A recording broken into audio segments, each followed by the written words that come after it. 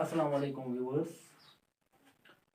जैसा कि आप जानते हैं हमारा चैप्टर है डेमोक्रेटिक राइट्स और हम पढ़ रहे हैं rights in the Indian constitution, जो हमने कल पढ़ा। और कल हमने फंडामेंटल राइट्स के बारे में जानने की कोशिश की, जिसमें हमने पढ़ा कि देयर आर 6 फंडामेंटल राइट्स।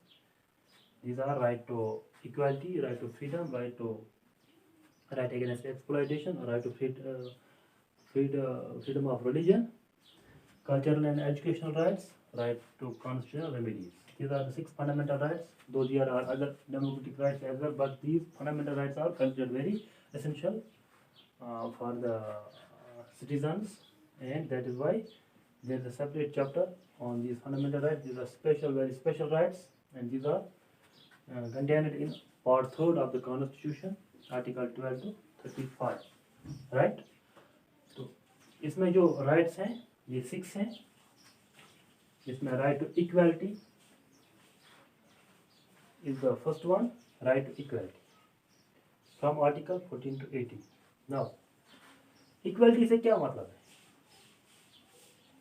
अगर आपको पता हो है, जब हमने का इंट्रोडक्टरी लेक्चर फंडामेंटल राइट्स का इंट्रोडक्टरी लेक्चर पढ़ा, तो उसमें मैंने आपको बताया जो preamble of the Indian constitution है, वहाँ पे लिखा है कि ये ऑब्जेक्टिव है गवर्नमेंट का, ये ऑब्जेक्टिव है स्टेट का, कि to secure equality, liberty and justice for the citizens of India, for citizens of the country. ये मकसद है मुल्क का, ये ऑब्जेक्टिव है, और यही जो फिलासफी है कॉन्स्टिट्यूशन की, और इसी के इर्द गिर्द जो स्टेट है इसको मतलब रहना है, इसी जुरिस्डिक्शन में रहना है।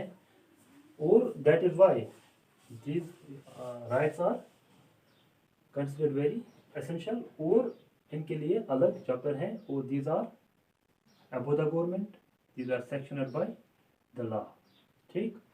अब राइट टू इक्वालिटी से क्या मतलब है? Equality means to give equal treatment, to treat all equally, right.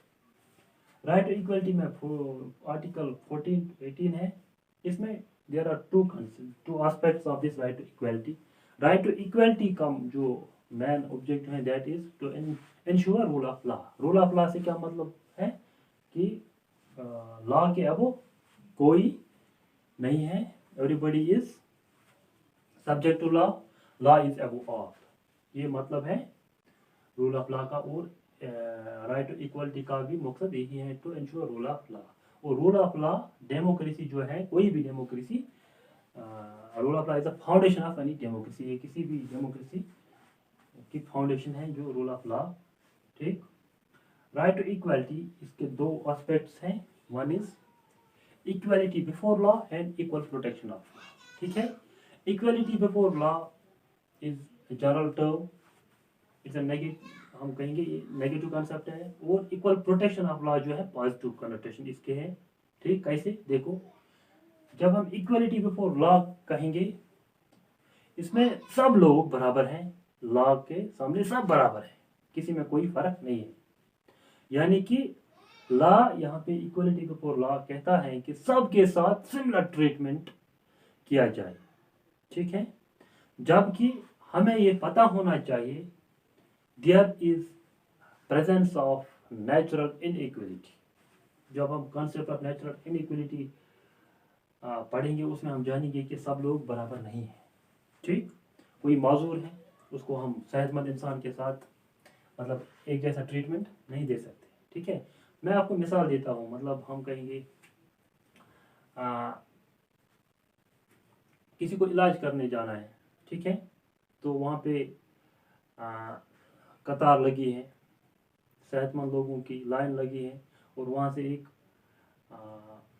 Nautanwa हम कहेंगे माजूर इंसान भी आ गया, वो भी बीमार है, तो वो भी उस लाइन में नहीं बैठ वो उस लाइन में नहीं बैठ सकते हैं, क्योंकि he is not equal to them. वो उनसे क्या है, मतलब स्पेशली एबल्ड है वो, और उसके लिए रिजर्वेशन होना जरूरी है। That is why equal protection of law is considered क्या, पॉजिटिव। ठीक है। इक्वल प्रोटेक्शन ऑफ लॉ क्या कहता है? इक्वल प्रोटेक्शन ऑफ लॉ कहता है कि लोगों को मतलब इक्वल अपॉर्चुनिटी दे देनी चाहिए, और जो लोग हैं उनको सेम सिचुएशन में इक्वल अपॉर्चुनिटी होनी चाहिए।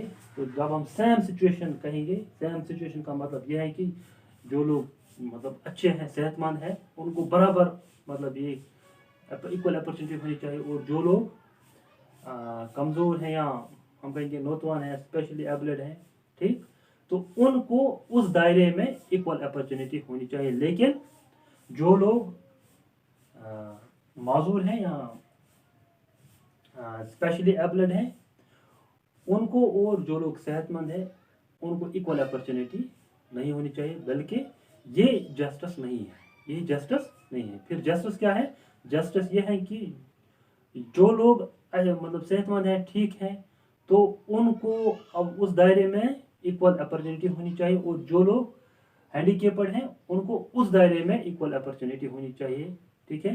तो this is justice, this is justice. That is why equal protection of law is considered as a positive aspect of this right to equality। और इसका ये भी मतलब है कि इसे जो जो जो कॉन्सेप्ट ऑफ रिजर्वेशन है, concept, that is why concept of reservation is thought to be in line with justice. क्यों? क्योंकि वहाँ पे क्या होता है कि जो लोग ये हैं मतलब हम कहेंगे बैकवर्ड लोग, बैकवर्ड फ्रॉम बैकवर्ड कम्युनिटीज़ या हैंडीकेप्ड पीपुल, इनके लिए रिजर्वेशन का होना ज़रूरी है। ये कहा जाता है कि जो डिस्क्रिमिनेशन का कंसेप्ट है, इसे राइट टू इक्वालिटी वायलेट नहीं होती है, और सही में ये वायलेट नहीं होती है, क्योंकि उनके साथ अगर हम उन लोगों को जिनको ये रिजर्वेशन देना ज़रूरी है, उनको इक्वली ट्रीट करेंगे उन लोगों के साथ जिनको इसकी ज़रूरत नहीं है, जो ठीक है, तो ये जस्टिस नहीं होगा, ठीक है। अब इक्वलिटी, राइट इक्वलिटी में क्या हमने पढ़ा? Equality before law and equal protection of law. ये कहता है कि laws will apply in the same manner to all regardless of personal status, इसे रूल ऑफ लॉ कहते हैं। और there is no difference between prime minister, between a political leader, between a government option and an ordinary citizen। इस उनमें कोई difference नहीं है, ये बराबर है। There shall be no discrimination on grounds of religion, caste, community, place of birth, no restriction in the use of public places, यानी ये सब के लिए बराबर है, ठीक है। और equality of opportunity in public jobs. तो फिर हमने इसमें पॉजिटिव डिस्क्रिमिनेशन का भी पढ़ा कि positive discrimination is in line with justice. इससे पॉजिटिव डिस्क्रिमिनेशन से राइट इक्वालिटी वायलेट नहीं होती है। उसके बाद है right to freedom. What does freedom mean? Freedom mean to live in absence of constraints और restrictions.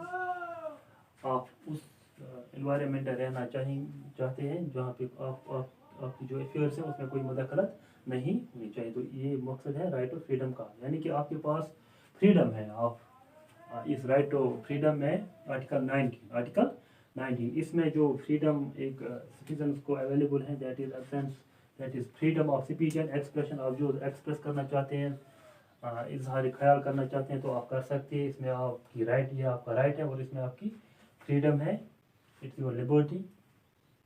And also to assemble in peaceful manner. आप जमा होना चाहते हैं किसी मीटिंग में, किसी मीटिंग के लिए, किसी खास मकसद के लिए आप जमा होना चाहते हैं, तो आप हो सकते हैं, उस ये आपका राइट है। एंड फॉर एसोसिएशनल यूनियन, आप यूनियन बना सकते हैं, आप एसोसिएशन बनाना चाहते हैं, आप बना सकते हैं, ठीक है। तो ये आपका राइट है, and it is in the right to freedom. ये इस किस राइट में है? राइट टू फ्रीडम में। यानी आप जो भी एक्सप्रेस करना चाहते हैं आप कर सकते हैं। आप you can assemble in peaceful manner anywhere, एक मुल्क में, और आप you can form association and unions, move freely through out the country. मुल्क में, मुल्क के जुरिडिक्शन में आप फ्रीली मूव कर सकते हैं, घूम सकते हैं, जा सकते हैं, तो उसमें आपको कोई रिस्ट्रिक्शन नहीं है। और you can reside in any part of the country. मुल्क के किसी हिस्से में आप रहना पसंद करेंगे तो आप रह सकते हैं, आपको कोई रोक नहीं सकता है, क्योंकि आपका फंडामेंटल राइट है। एंड आप जो प्रैक्टिस, जो जॉब करना चाहते हैं आप कर सकते हैं, it is your right, it is your right. अब ये राइट टू फ्रीडम है, लेकिन इसमें security integrity and security of the state, इसका ख्याल रखना है कि आप वो एक्सप्रेस नहीं कर सकते हैं मतलब जिससे सिक्योरिटी ऑफ द स्टेट को खतरा है। ठीक है, तो सिक्योरिटी ऑफ स्टेट या नेशनल इंटीग्रेशन को लेके बाकी जो भी आप, you can criticise the government, you can present your view, but not at the cost of security of the state. ठीक है, आज इतना ही, कल हम इसके दो पढ़ेंगे। Thank you very much.